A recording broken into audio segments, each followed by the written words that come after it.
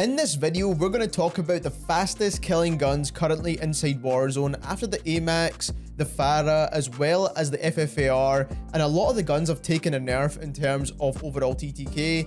TTK isn't everything in this game, but is definitely a huge part of why people choose certain guns. So like I said, we're going to break that down in this video.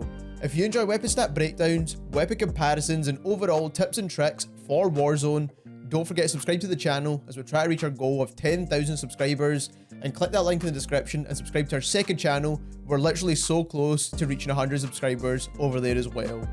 So like I said, this video is breaking down the fastest killing guns in the game and just showing you how viable they actually are inside Warzone. Is it worth even using fast TTK guns, or should you just use low recoil guns? And what guns could take over from the AMAX? So this video is going to be broken down into two parts. We're going to be talking about close range weapon options, and we're also going to be talking about long range weapon options as well. So let's kick things off with the TTKs of the close range weapon options. Now we do have 6 close range weapon options, 5 of which you see on screen just now, and 1 is missing, and that is the GALLO shotgun. But we'll discuss the GALLO shotgun a little bit more in just a moment. But when it comes to the fully automatic weapons, they're all listed on here, and this is taken from truegamedata.com, so I'll link to all of their stuff will be linked in the description down below. And what you can see here is that the ASVAL kills in around about 400 milliseconds, so this is the fastest killing full auto gun in the entire game. The only gun that can beat this, and not by very much, is the GALLO shotgun. The GALLO shotgun kills in around about 400 milliseconds in its 3-shot kill range. So the GALLO shotgun and the ASVAL kill just as quick as each other, so it really depends on which one of these guns you want to go for. Personally, I would say the GALLO shotgun is more forgiving than the ASVAL, so that is why I did want to add it still into this list. Now, talking about the other weapons though, because not a lot of people like running double ARs or even a shotgun, we've got the Cold War MP5, which kills in just below 100 milliseconds more than the ASVAL, so it is a big difference in terms of time to kill between these guns here. But then when you look at the rest of the guns, there's not a huge difference in terms of time to kill for all the SMGs in the game. We've got the Cold War MP5, Modern Warfare MP5, we've got the Fennec in there as well. We've also got the Bullfrog there as well. So like I said, there's a lot of fast killing weapons in the game, and I've managed to narrow it down to these 6. So the next thing I want to show you is the recoil chart for all of these weapons, including the GALLO shotgun, and you'll see that on screen just now. You'll see the recoil chart for the Bullfrog, the Fennec, the MP5 from Modern Warfare, the MP5 from Cold War, the ASVAL, and the GALLO shotgun. This was all ADS'd and at 10 meters and without any attachments whatsoever on any of these guns, so you will get better results stacking your favorite attachments on these to help with recoil. But some people prefer to build SMGs for hipfire, some prefer to build it for movement, and some people prefer to build them for recoil. So I didn't want to give an exact recoil pattern for specific attachments, because that is going to really narrow it down and not give a fair comparison here. So for the Bullfrog has one of the best recoil patterns when it comes to any of these close range weapons. It's so easy to manage as well. The spacing between the bullets, which I find really important when it comes to looking at recoil, is really tight together, which is amazing to see on the Bullfrog. The Fennec is actually a really good option as well. It just has a bit more side-to-side recoil than you'll see on the Bullfrog. The Modern Warfare MP5 also performs really well, just has a bit more side-to-side recoil, but it goes upwards and to the right instead of upwards and to the left.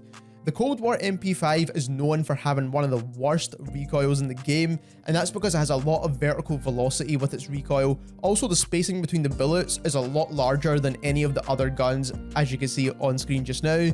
And then the ASVAL doesn't do a bad job, it just kind of curves a little bit weird at the beginning couple of shots, but after you get firing with this gun, it's actually much easier to control than even the Cold War MP5.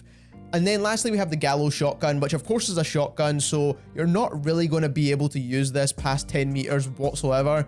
So ADSing at this range is kind of difficult to kind of recommend, but at close range, of course, we know below 5 meters, the GALLO shotgun absolutely shreds. So after compiling all this together when it comes to close range weapons inside Warzone and looking at the fastest killing guns, and also then looking at the recoil patterns and just seeing how easy they are to control, I can only really recommend 3 of these guns. The first is actually being the GALLO shotgun. If you're looking for just raw time to kill, you like being up close with enemies, you like frying them as quick as possible, this one is going to be more forgiving than the ASVAL. I know the ASVAL is fully automatic, but this gun is going to allow you to take on multiple enemies, as well as be much more forgiving in those closer range engagements. So you do want to use the agency choke, the reinforced heavy barrel for the fire rate, as well as the effective damage range bonuses, the 5mm laser, the 12 round mags, and then finally the no stock attachment.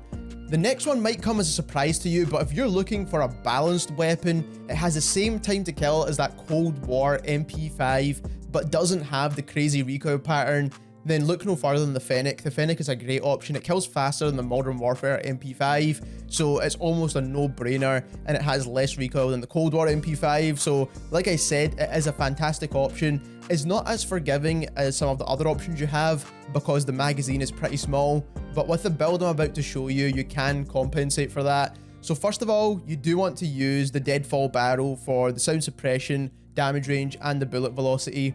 Then for the ammunition, you need the 40 round mags. It's pretty much a must attachment for this gun. Then for the perk, you do want to use sleight of hand. That's just so you can reload the gun really quickly as well, and that will compensate for the fact that you don't have super large mags on this gun. Then for the stock, I would go for no stock. It does hurt your recoil, but it allows you to move really quickly with this gun. And then lastly, I would add on the 5mm laser to make it better for hip fire. But if you want to control the recoil a little bit more, you can go for the Merc foregrip as well. That would be another really great option. And the third gun I would recommend again would be the Bullfrog. Now the Bullfrog, the reason why this gun is so good is that the hip fire capabilities are already amazing on this gun. It has a fast sprint to fire. It already has really good hip fire. It's got a huge magazine option. So if you're looking for a hip fire build and you like to have a fully automatic weapon that could take on multiple opponents, the Bullfrog is a fantastic option as well. So you want to use the GRU suppressor. Then for the underbarrel, you want to use the bruiser grip. Ammunition, you want to use the 85 round mags so you can take on multiple enemies like I said. Then you want the 5mm laser.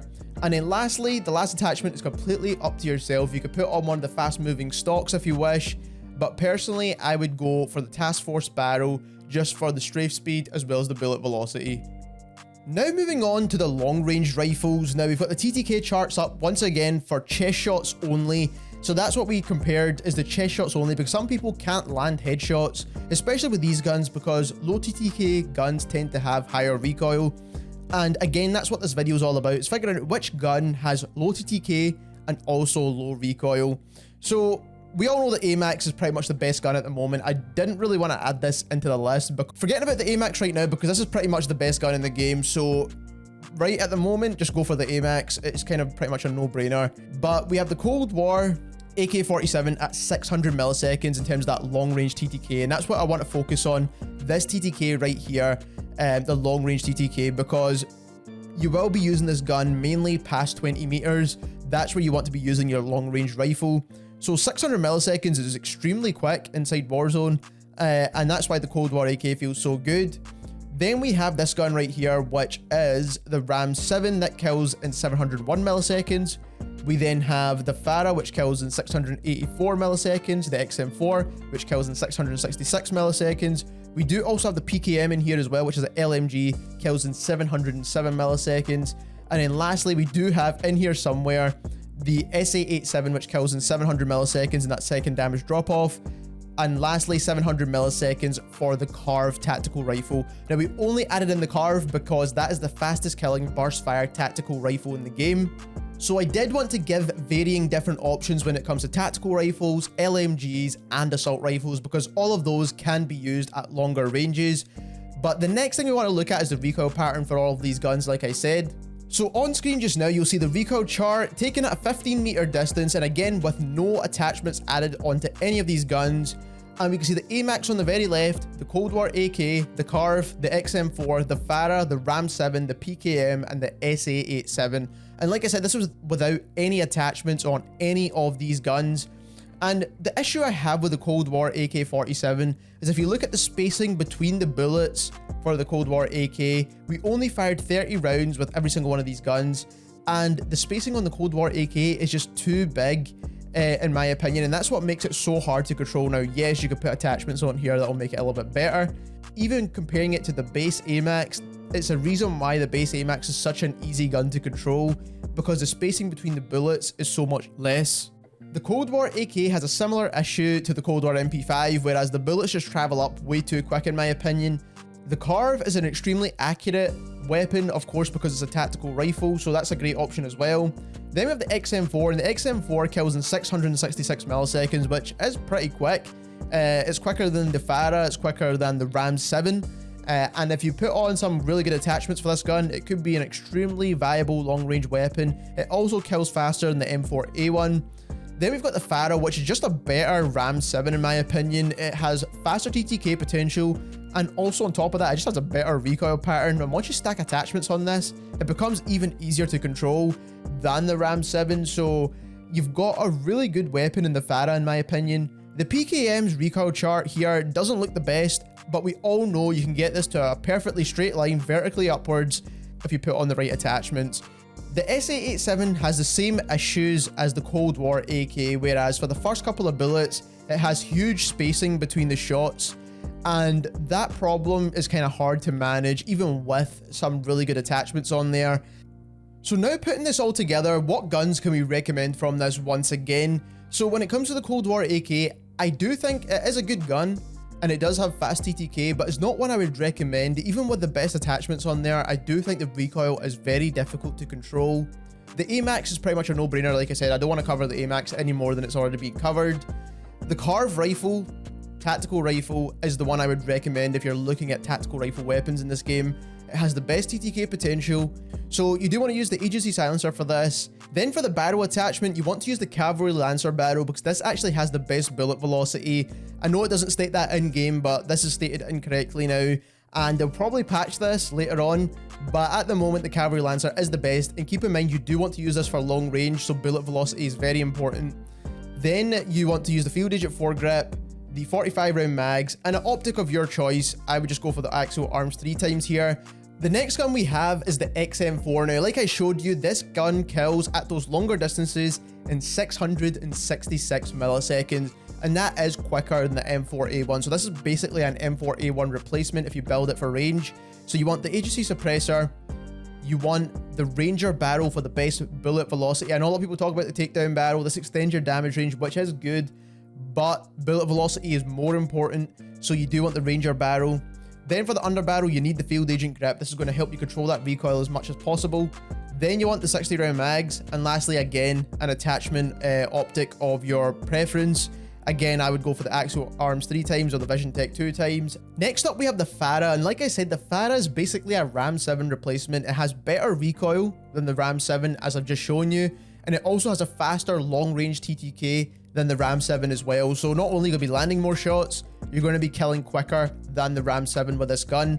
And again, you want that long-range build. You want the GRU suppressor, you want the Liberator barrel for the best bullet velocity, you want the Spetsnaz grip for the best recoil control, you want the 50 round mags, which is actually 60 round mags, and keep in mind with the Ram 7 you only get a 50 round mag option. And then lastly, again, the optic of your choosing. You can go for the SUSAT multi-zoom, but again, I'm just going to put the Vision Tech 2 times on here just because that's what I would use. And last but not least, we have the PKM. Now, the PKM is the best LMG in the game right now. Until they fix some of the barrels in the Stoner, that could be a great option too. And the Brune is an okay option as well. That kills in around about 700 milliseconds and has low recoil, which could be a great option. But I do think the PKM is a better option because it does have that close range, lower TTK, whereas the Brune just kills at 700 milliseconds regardless of what range you're at. So you want to use the monolithic suppressor, you do want to use that snatch grip, then you want to use the 26.9 inch extended barrel, then you want to use the VLK optic, and the last attachment I would recommend is the TAC laser for the faster ADS times. So there we have what I believe to be the best, fastest killing guns inside Warzone right now. Aside from the AMAX, like I said, the AMAX is probably the best option at the moment. But what I wanted to show you here was the difference between theoretical and practical TTK, because you do need the balance between TTK as well as recoil to actually achieve what is shown on the True Game Data website. You do need to be actually landing your shots. It's all fine and well choosing the ASVAL, getting the fastest TTK, but not actually hitting your shots. So that is why I wanted to make this video and share these guns with you. If you enjoyed this video, don't forget to subscribe to the channel as we're trying to reach our goal of 10,000 subscribers, and click that link in the description and subscribe to our second channel as well. We make extra short content over there, and thank you very much for watching.